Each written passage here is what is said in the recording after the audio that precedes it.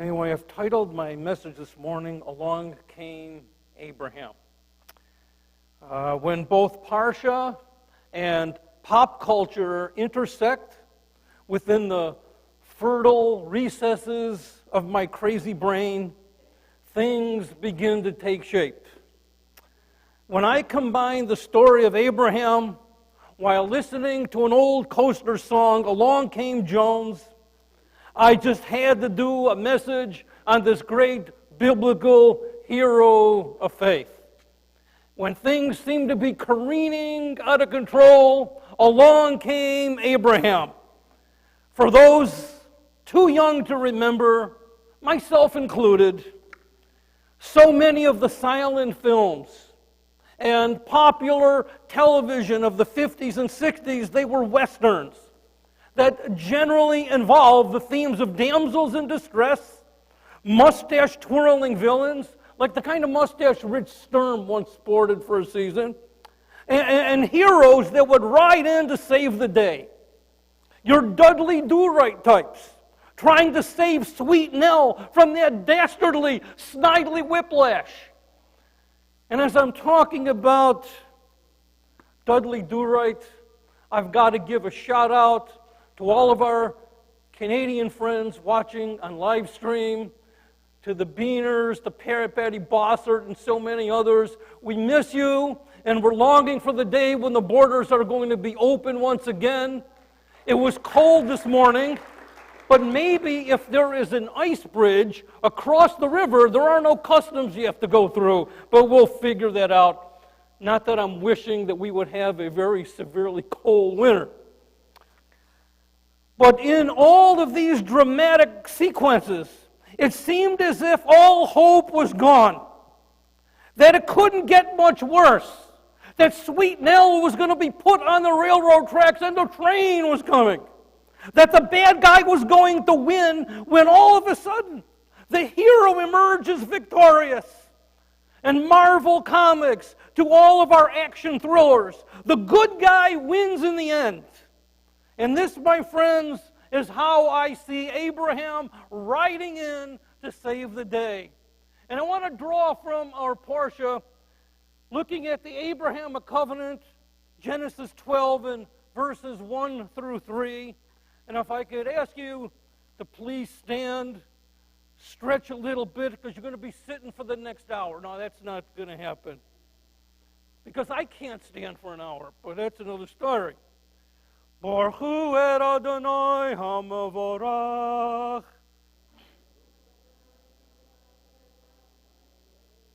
Baruch Adonai hamavorach le'olam va'ed.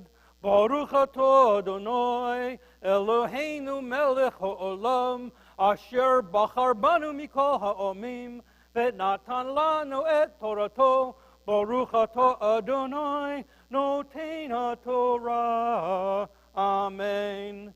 Now the Lord said to Abram, go forth from your country and from your relatives and from your father's house to the land which I will show you. And I will make you a great nation. And I will bless you and make your name great. And so you shall be a blessing. And I will bless those who bless you, and the one who curses you I will curse, and in you all the families of the earth will be blessed. Baruch atah Adonai Eloheinu melech ha'olam asher natan lanu Torah emet v'chayei olam nata b'tuchenu. Baruch atah Adonai noten ha'torah. Amen. Please be seated. Okay, well, some Yiddish questions. If a shlemiel is a person who goes through life spilling soup on people, and a shlemazel is the one it keeps getting spilled on, then Abraham was certainly a shlemazel. It all began when God told him to get up and go. Get up and go to the land of Canaan, where he was promised to be made the father of a great nation, and at this promise, he dutifully left. And the first thing that happens is that upon arrival, his nephew and brother-in-law Lot took over that rich, fertile land, while Abram was left to contend with life in Dead Man's Gulch. And things quickly spiraled out of control for this prospective father of a great nation. He really meant well. He had the greatest of intentions when he departed from Haran, but things just didn't go well. First of all, how can one be the father of a great nation when his wife is barren? And as he arrives in Dead Man's Gulch, his dreams are disrupted by a severe famine. Since this was no place to live, he saddled his noble steed and rode off into the sunset down towards Egypt, where Pharaoh quickly sets his sights on the amazing beauty of a 75-year-old Sarah. And he takes her to himself. For this seemingly poor schlemazel, it just seemed as if soup was being continually spilled on him.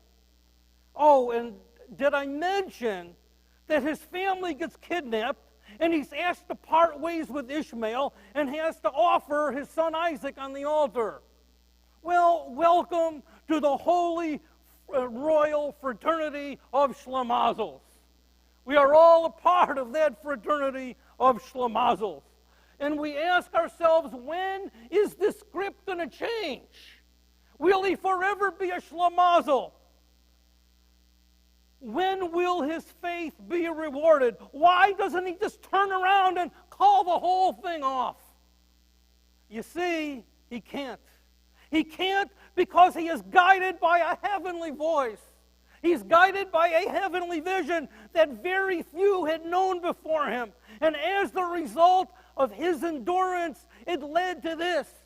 As the writer of Hebrews, Rabbi Shaul, says, and so after waiting patiently, Abraham reached the promise.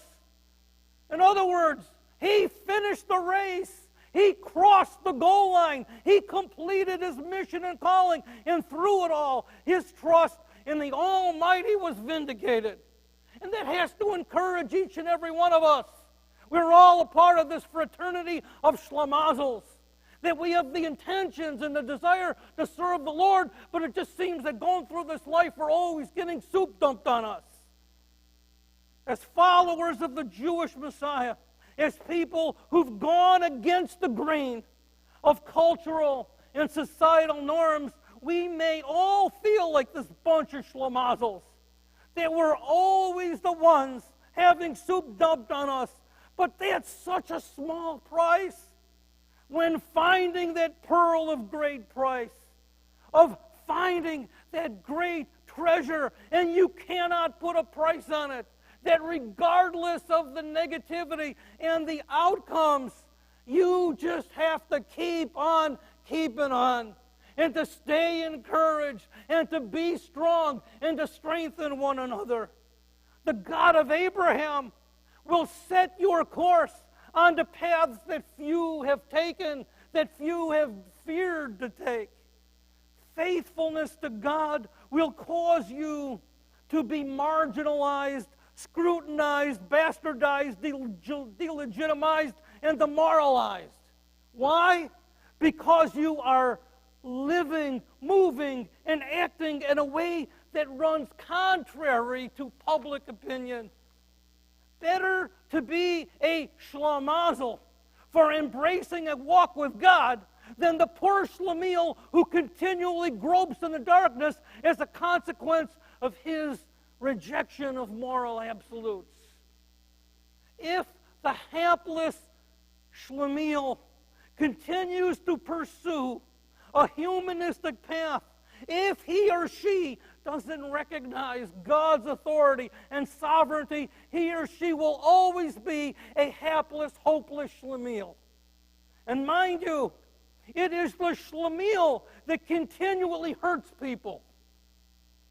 It is the schlemiel that is always hurting people, always dumping soup on people. The hapless schlemiel doesn't intend to hurt people, but can't get out of his own way because they're mired in a mindset that believes in the worthiness of human reason and intellect. If the hapless, well-meaning, but ill-informed schlemiel that defies both science and logic doesn't get it, hopefully we could pray that the day will come when they will see a light.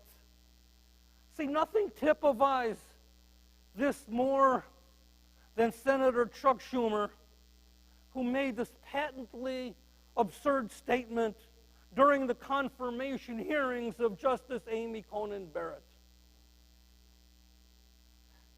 This is what our illustrious senior senator said.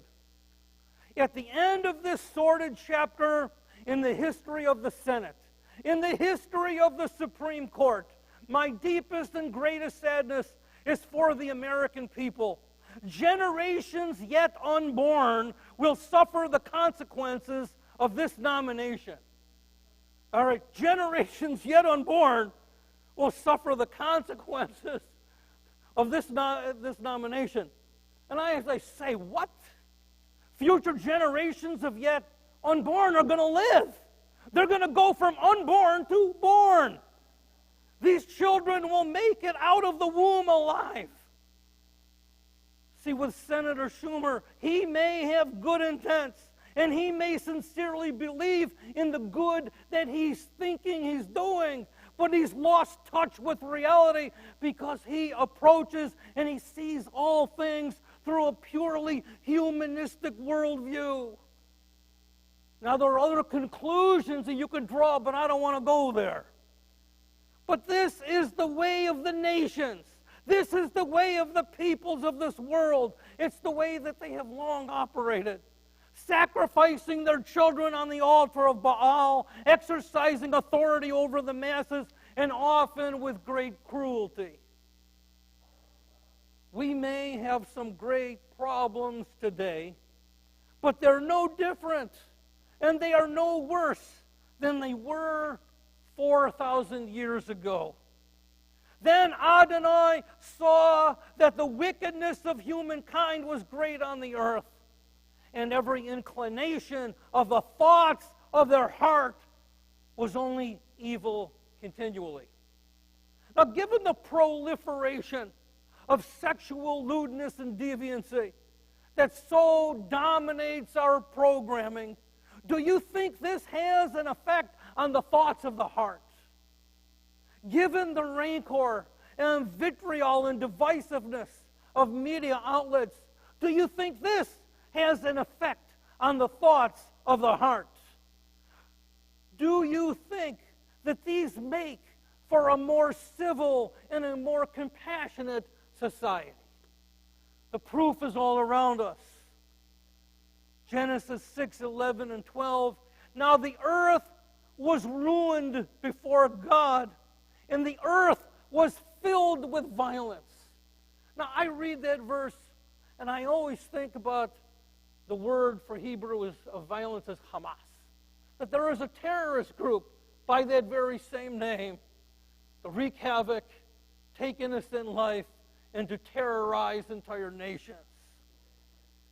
But God saw the earth, and behold, it was ruined because all flesh had corrupted their way on the earth. Things got so bad in that day that God told Noah of the destruction to come, and he had him construct an ark to preserve a remnant of his creation. Not long after, humanity reverted to its same old evil as our pride and arrogance rose to another crescendo, prompting yet another divine judgment.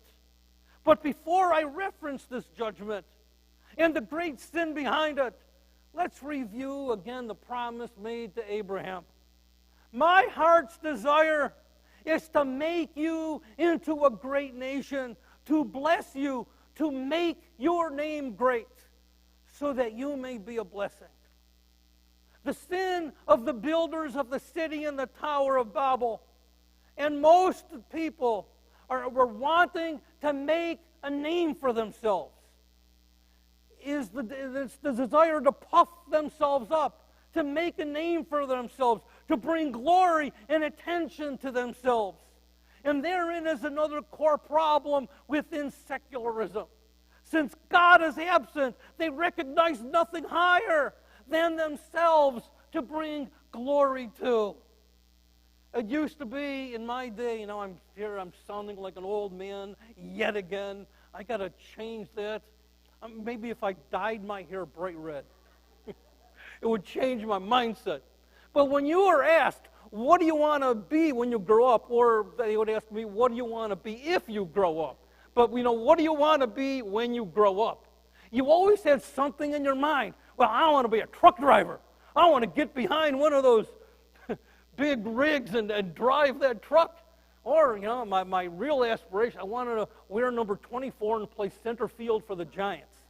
But that never materialized. If you ask people today, young people today, what do you want to be when you grow up? And I think a good number of them will probably say, I want to be famous.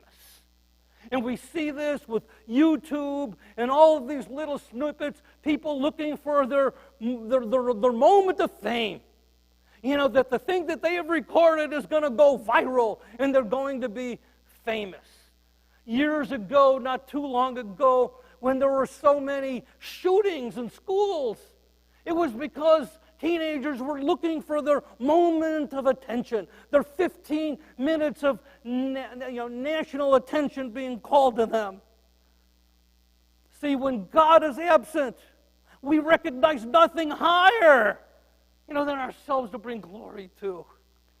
Proverbs 11:2, when pride comes, then comes disgrace, but with the humble is wisdom. 1 Peter 5:6, therefore humble yourselves under the mighty hand of God, that he may exalt you at the proper time. God saw the humility and the faith and the trustworthiness of Abraham. And so it was God who promised to make his name great. He wasn't looking to make his name great, but God made his name great. And why? Because of his faith, because of his patience, that against all odds and with insurmounting obstacles greeting him when he stepped out in faith, to the world he looks like a schlemiel, but in God's eyes, this is my man. And I'm going to make his name great. Look, we're schlemiels and we are desirous that God is going to use us for the aggrandizing and the building up of his kingdom right now. It's not about us. One of the early litmus tests when I was a new believer and then coming into ministry in the mid-70s was the one way you can tell a cult leader from someone who is genuine if the individual is always boasting about themselves. If everything is about themselves, this is not the kind of leader I want to emulate or let alone follow. You see, in times previous, certain great men heard and believed the voice of God. Job and Enoch and Noah walked faithfully before the Lord, each one serving as a light in a world that was mired in darkness, and each had an important role to serve in God's redemptive purposes. There was, however, something distinctly different about Abraham. All of human history would forever be changed because of Abraham. The calling of Abraham marked a radical departure from the ways of the existing peoples and nations of that age. Unlike Job, Enoch, and Noah, God had determined that through Abraham he would create a new nation to be his witness to the world. Abraham brought forth to the world an ethical monotheism that quickly dispelled the myths and superstitions attached to the recurring paganistic, polytheistic practices of the nations. Things were bleak, but along came Abraham as the hero to save the day. Through Abraham and his seed, every family of the earth would be blessed. And this has long been and continues to be Judaism's greatest mission and calling to all of humanity. When we look in the secular world, when we look at monarchs, kings, presidents, oftentimes it's to build up their own platform, to puff themselves up. But here, Abraham, God made his name great. And he desired not that he would be great, but that every nation and every family of the earth would be blessed. Interestingly, but not surprisingly, the majority of our Jewish people desire to be like the nations, to embrace a secular philosophical doctrine. The many long, arduous centuries of pain and persecution has caused us to lose sight of this mission. Hopeful and alluring messages of Tikkun Olam ring hollow because they are based on a secular platform and on the weakest of all foundations. It's all talk. But Messianic Judaism has not lost sight of this mission. The greatest blessing to all of the families of the earth are found in the greater son of Abraham, Messiah Yeshua.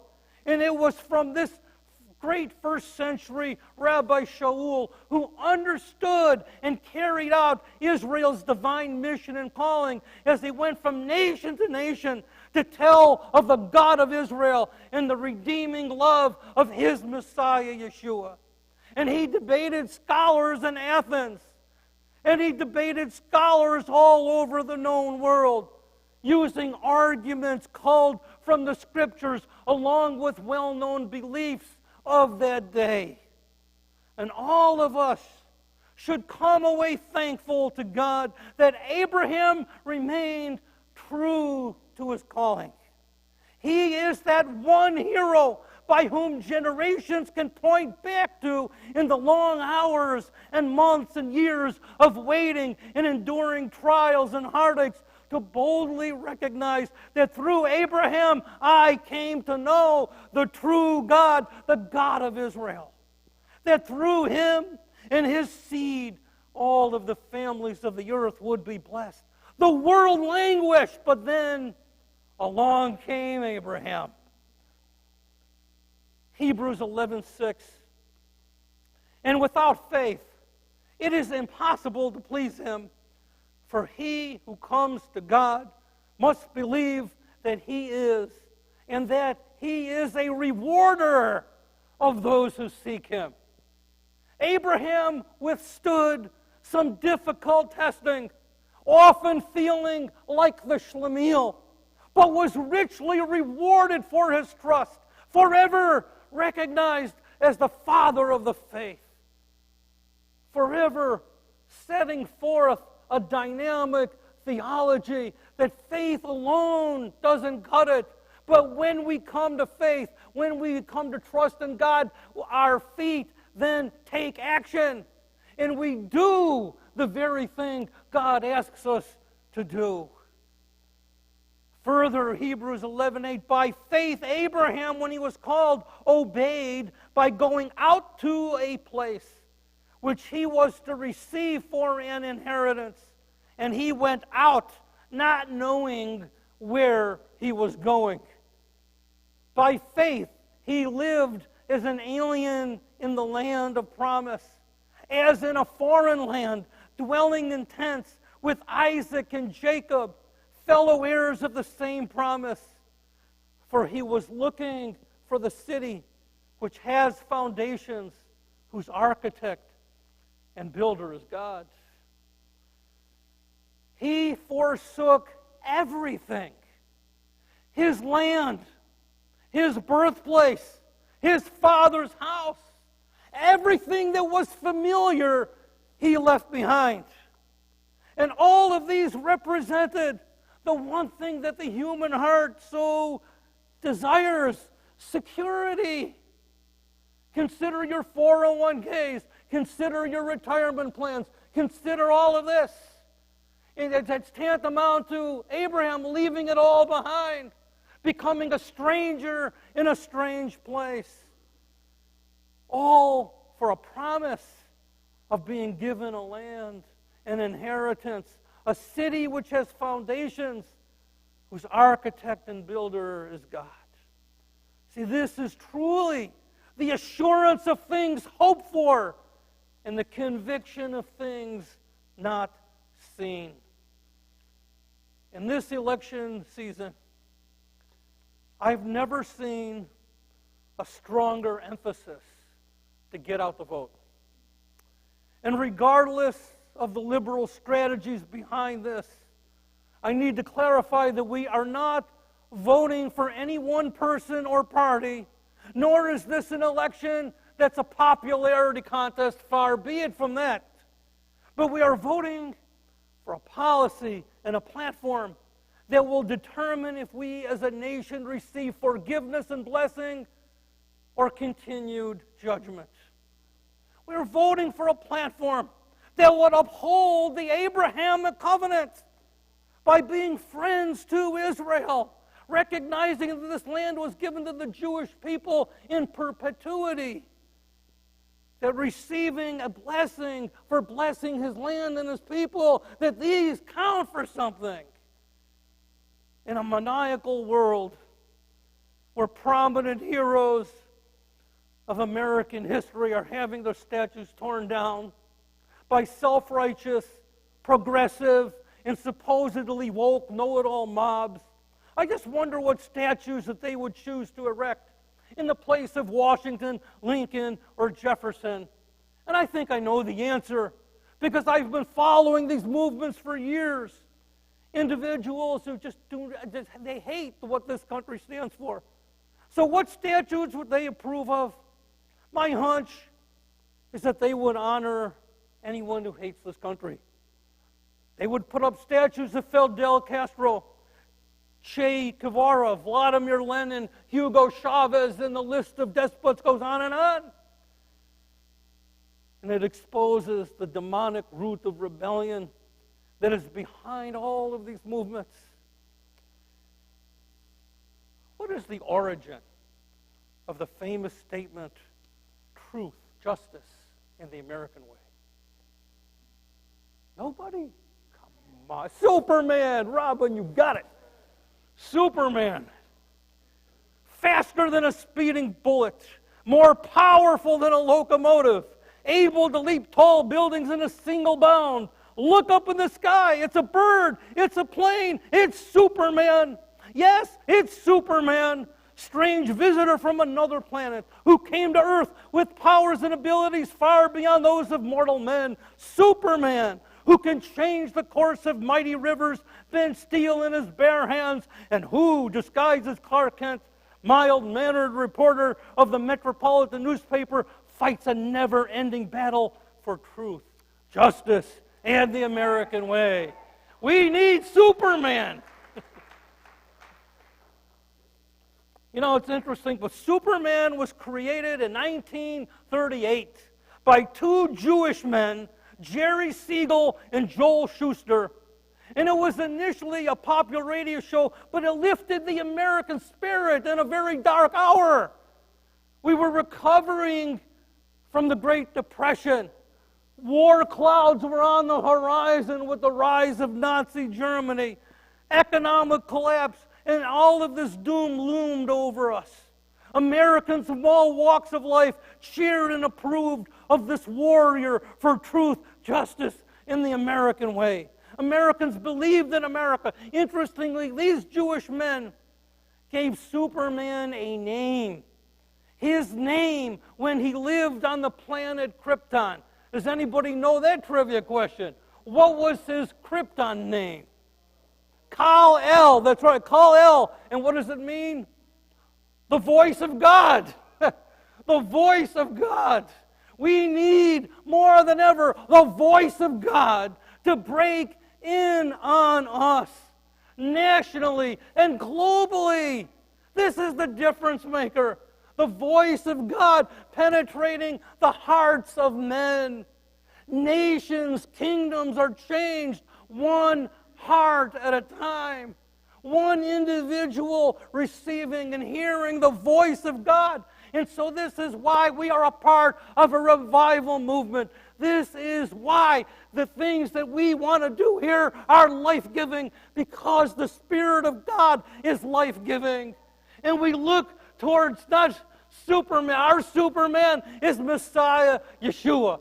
Our Superman, we are praying, is going to pour forth His Spirit with great power, exactly as the prophets had foretold. In the same way our prophets foretold a return to our land, the revival of the Hebrew language, so too in these last days God has promised to pour forth His Spirit in power, and this is what we long and hope for.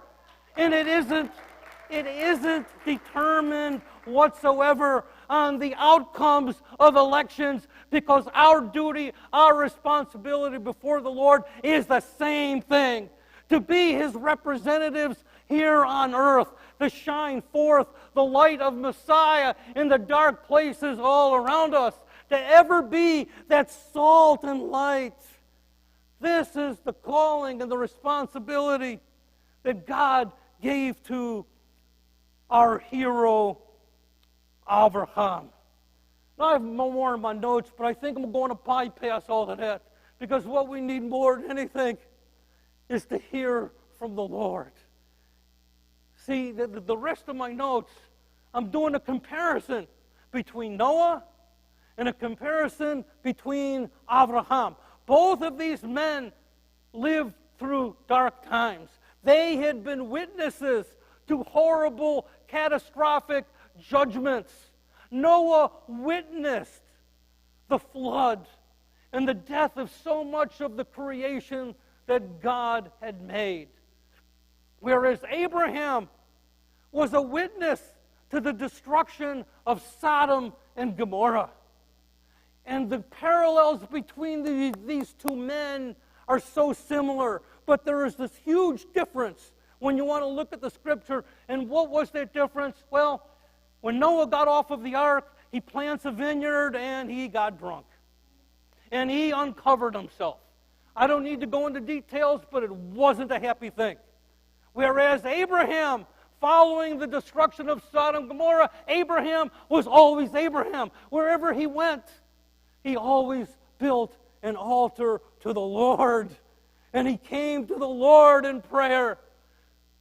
If you are the children of Abraham, let's do the deeds of Abraham. Let us seek Him with all of our heart, with all of our soul, and with all of our means.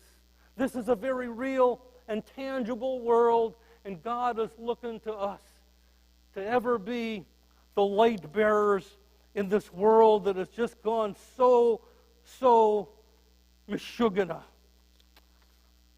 Oh, God. See, the role of the calling of the sons of Abraham is to sanctify the physical world.